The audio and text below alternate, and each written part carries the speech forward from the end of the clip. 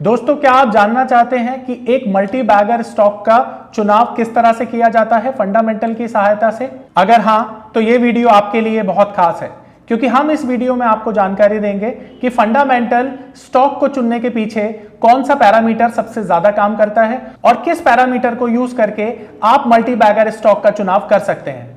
दोस्तों, आपने देखा होगा जितने भी इंस्टीट्यूशन इन्वेस्टर्स होते हैं वो अक्सर उन स्टॉक्स में ज्यादा निवेश करना पसंद करते हैं जो स्टॉक फंडामेंटली साउंड होते हैं, और फंडामेंटल साउंड स्टॉक आपको सेफ्टी के साथ पैसा बनाने के मौके देते हैं।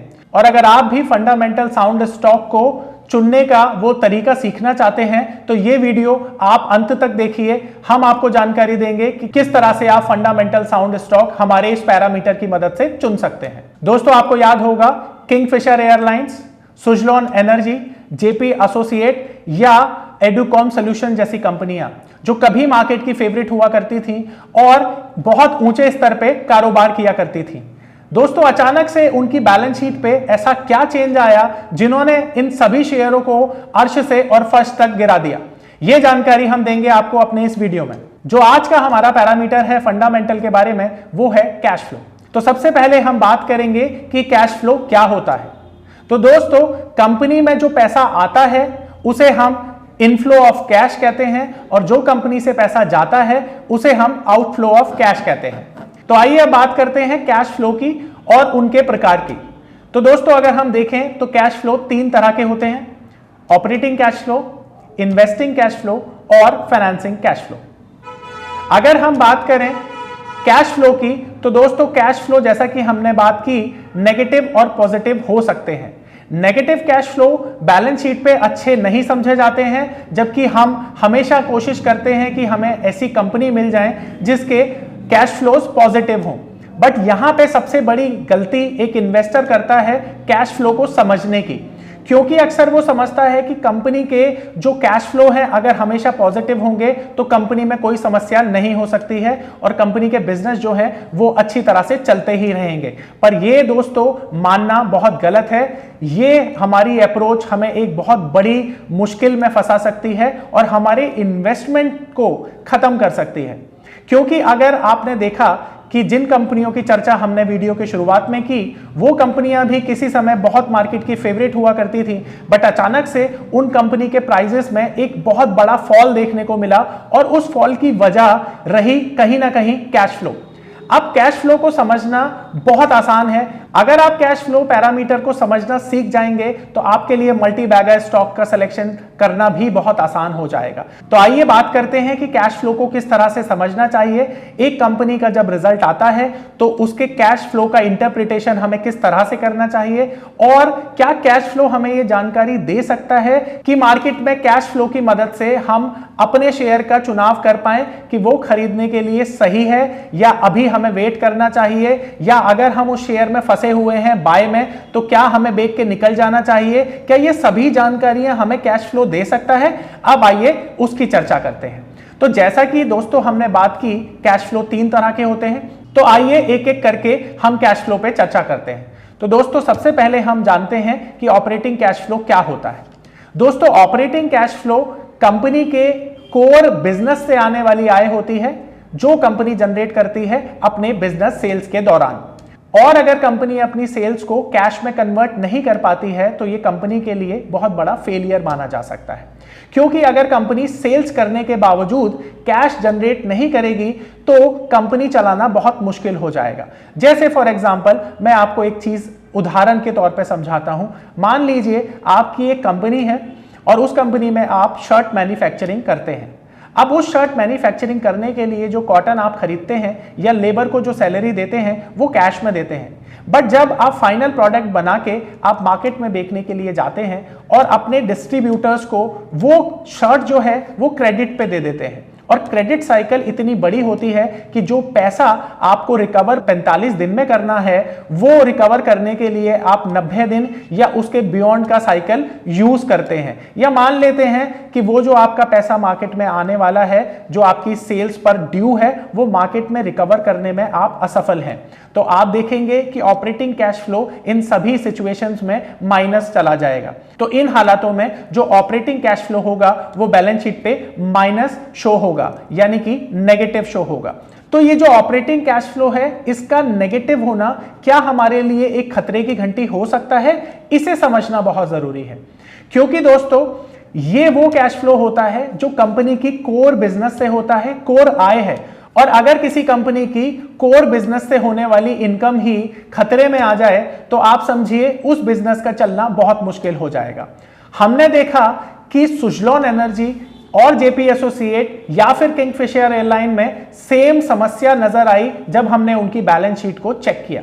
तो अगर आप किसी भी ऐसी बैलेंस शीट को देखते हैं जिसका कैश फ्लो यानी कि ऑपरेटिंग कैश फ्लो माइनस में चला गया है, नेगेटिव चला गया है, तो आपके लिए एक खतरे की घंटी है वो कैश फ्लो जो कि आपको बताने की कोशिश कर रहा है कि यहां पे आपको इस शेयर से एग्जिट लेना चाहिए।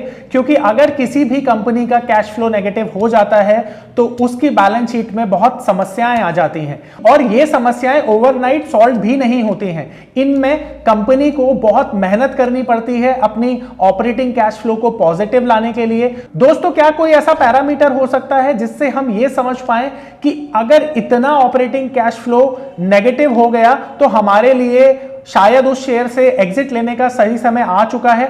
तो दोस्तों मैं आपको बताता हूं, अगर किसी भी शेयर में ऑपरेटिंग कैश फ्लो अगर 10% से ज्यादा डिक्रीज हो जाए तो आपके लिए शायद वो मौका है अपने शेयर से एग्जिट लेने का। क्योंकि आने वाले समय में आप देखेंगे कि वो जो शेयर है वो आने वाले टाइम में गिरावट की ओर जाएगा और आपका जो पैसा है वो दिन ब दिन घटता चला जाएगा और आपके निवेश का जो उद्देश्य है वो कभी भी पूरा नहीं हो पाएगा।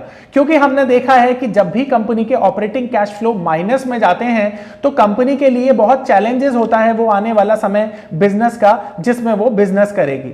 और आने वाले समय में हम ये उम्मीद कर सकते हैं कि शेयर का जो प्राइस है वो बहुत रफ्तार से भी नीचे आ सकता है।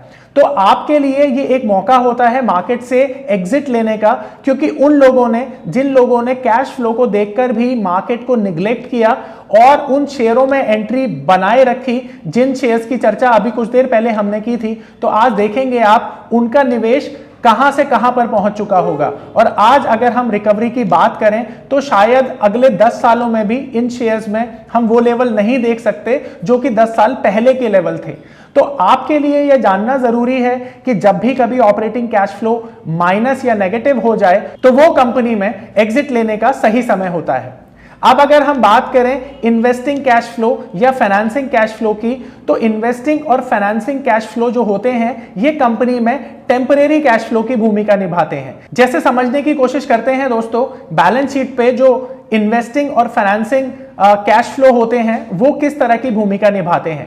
क्योंकि ये कैश फ्लो टेम्परेरी है, कभी भी घट सकते हैं, कभी भी बढ़ सकते हैं, मैनिपुलेशन हो सकती है। ये कंपनी की कोर इनकम नहीं है जो कैश फ्लो हमारा इन्वेस्टिंग या फाइनेंसिंग कैश फ्लो से आ रहा है। एक एग्जाम्पल के तौर पे समझने की कोशिश करते हैं दोस्तों। मान लीजिए आप एक नौकरी करते हैं और उस नौकरी में आपको 1 लाख रुपए की सैलरी मिलती है। तो दोस्तों जो आपका खर्चा है वो तो आप अपनी सैलरी से ही करते हैं।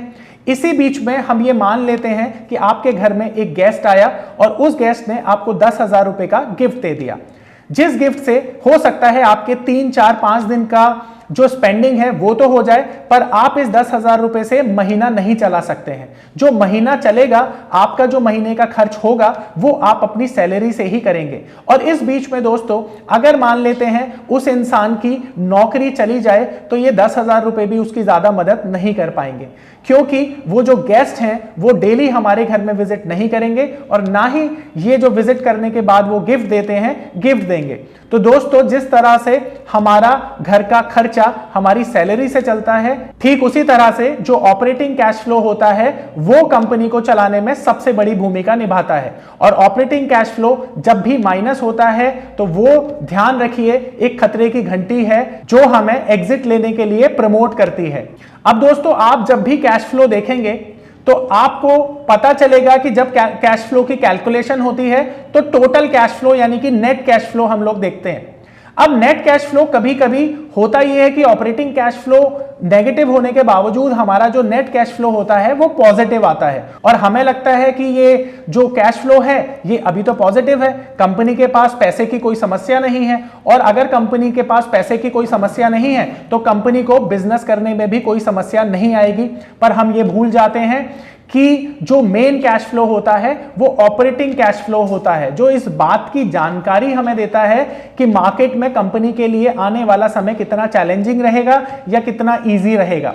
और अगर कंपनी का ऑपरेटिंग कैश फ्लो माइनस में चला जाता है तो कंपनी के लिए चैलेंजेस बहुत बढ़ जाते हैं। तो आप ध्यान रखिए, जब भी आप बैलेंस शीट में कैश फ्लो देखते हैं तो सबसे ज्यादा इंपॉर्टेंस आपको देनी है ऑपरेटिंग कैश फ्लो को, जबकि फाइनेंसिंग और इन्वेस्टिंग कैश फ्लो उतने ज्यादा इंपॉर्टेंट नहीं होते हैं कैश फ्लो में जितना कि ऑपरेटिंग कैश फ्लो होता है। तो अब बात करते हैं दोस्तों वेटेज देने की। तो अगर मैं वेट करना चाहूं ऑपरेटिंग, फाइनेंसिंग और इन्वेस्टिंग कैश फ्लो का, तो मैं 80% वेटेज देता हूं ऑपरेटिंग कैश फ्लो को कैश फ्लो में, जबकि मैं 10% वेटेज देता हूं इन्वेस्टिंग और फाइनेंसिंग कैश फ्लो को, क्योंकि जैसा मैंने आपको बताया ये कैश फ्लो टेम्परेरी होते हैं, मैनिपुलेटिव होते हैं और इनमें कभी भी चेंज आप अपने मन मुताबिक कर सकते हैं।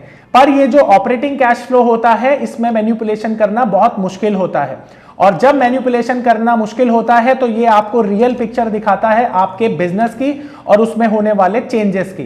तो आप हमेशा ध्यान रखिए, जब भी आप किसी फंडामेंटल स्टॉक का चयन करते हैं, आप सिलेक्शन करते हैं, तो ऑपरेटिंग कैश फ्लो को सबसे ज्यादा वेटेज दीजिए कैश फ्लो में, और इसे देखकर ही आप निर्णय लीजिए कि ये स्टॉक आपको लॉन्ग टर्म में एक अच्छा निवेश साबित हो सकता है या आपके लिए घाटे का सौदा हो सकता है। तो दोस्तों अब बात करते हैं इस वीडियो के समअप की। तो आज हमने आपको जानकारी दी फंडामेंटल किस तरह से कैश फ्लो को देखना सिखाता है, और हमने देखा कि ऑपरेटिंग कैश फ्लो जब भी कंपनी का माइनस हो जाएगा तो हम उस शेयर से एग्जिट ले लेंगे। यानी कि ऑपरेटिंग कैश फ्लो की मदद से हम कैसे एक स्टॉक का चुनाव करें, ये हमने आज इस वीडियो में देखा और सीखा। दोस्तों अगर आप भी फंडामेंटल की मदद से मल्टी बैगर स्टॉक चुनना चाहते हैं और सीखना चाहते हैं कि किस तरह से और पैरामीटर यूज करके फंडामेंटल आपकी मदद कर सकता है, तो नीचे डिस्क्रिप्शन बॉक्स में जाकर आप कोर्स की डिटेल देख सकते हैं और हमारे ऑफलाइन और ऑनलाइन कोर्स में एडमिशन ले सकते हैं। तो दोस्तों आज के लिए इतना ही, मिलते हैं अपने अगले वीडियो में जो आपको जानकारी देगा किसी और पैरामीटर के बारे में। धन्यवाद।